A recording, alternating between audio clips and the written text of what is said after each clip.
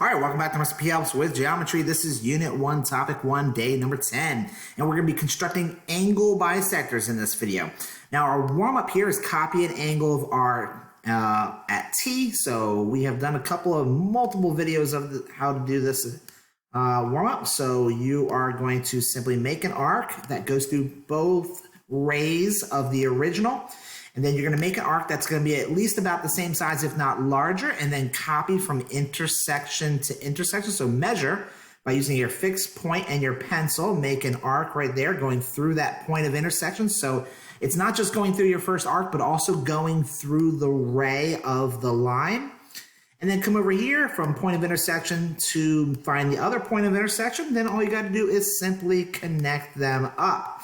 Now, this gets a little bit trickier when you're doing obtuse angles. So when you make this first arc, you'll see that it's much easier to make a mistake on this one. So I'll make about the exact same arc like this. And then this is the hard part. When you measure this, when you make this mark, it's going to, as you'll see, be very close to the original one that we made. So close this up just a little bit, and then I'm going to make that arc, and then you can see that it's exactly the same.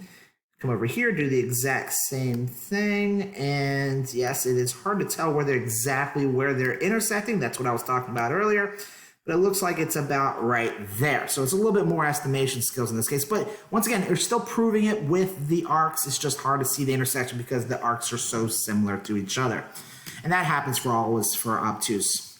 Now, this first activity here says use 2 different color pencils if you want to go to Ocean City, and depending upon where you live, you want to color it. So I'm going to color I-95 one color, I'm going to color it yellow, and I'm going to color orange. So if I live at this spot right here, I'm going to take I-485 to go to Ocean City. If I live at the yellow spot, I would go this direction. Now, if I lived here, I would still take I-495. Same with here.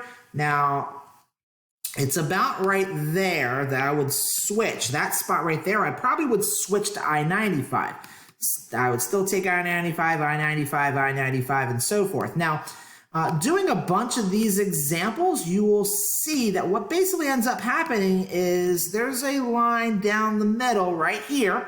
And what's special about those points, and I'm going to go ahead and do the highlighting, that anybody who lives in this orange section would take I-495, and anybody who lives over here would take I-95. Now, what if the person lived exactly on this line?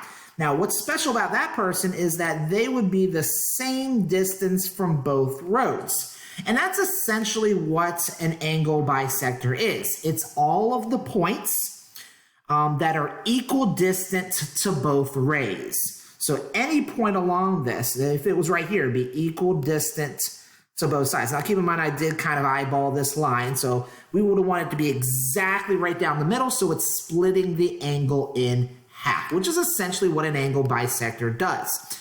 Now, so how to construct one. So I'm going to put my fixed point on A, and I'm going to make an arc so that it intersects both rays of the angle, just like we did for copy an angle.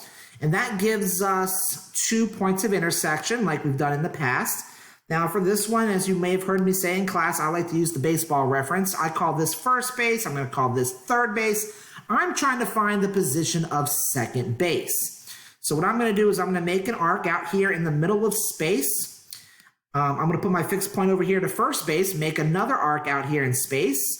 And essentially where those 2 arcs intersect is going to be our position of second base. Now, what's special about that is second base is the same distance from first base as it is from third base, or these points of intersection if you don't want to use my baseball analogy. Once again, as I defined what a angle bisector is, it's a list of all the points that would be along that line that are equal distant to both sides. And that essentially splits this side's angle and this side of the angle to be exactly the same. So putting a line through it. Sorry, my writing tool is not that great, but there's my notation for having 2 equal angles. Now, if I do an example on the next page, what happens here on this page is some people get confused with these points B and C. Now, just like you watched in a couple of videos ago, I'm going to completely ignore those 2 points And I'm not going to use them whatsoever. I'm going to go over here to first base. I'm going to make my arc out in the space. I'm going to come over here. I'm not using point B. If I use point B, the thing with points B and C, as you can clearly see after my arc, is that C is further away from A as B is.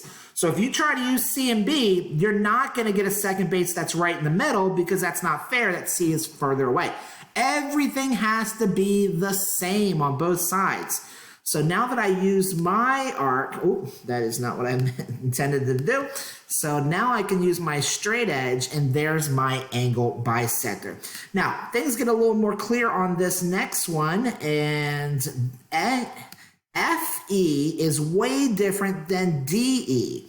So you can't use points F and D. Now, it's okay for your arc to go through one of the 2 points, but it's impossible for your arc to go through both points if you used your fixed point at E. That would simply be impossible. So I'll just go ahead and finish this last one out, and we'll just make this a nice short video. So here we go. So making that arc out in the space from one point of intersection, doing the exact same from the other point of intersection, and that's going to then tell you the location of that second base, as I like to call it, where I can connect home plate to second base, which is special because that's basically the middle of the angle. So I split it in half, and there's your angle bisector, not segment. All right, thanks again for watching. Have a wonderful day, and I'll see you in the next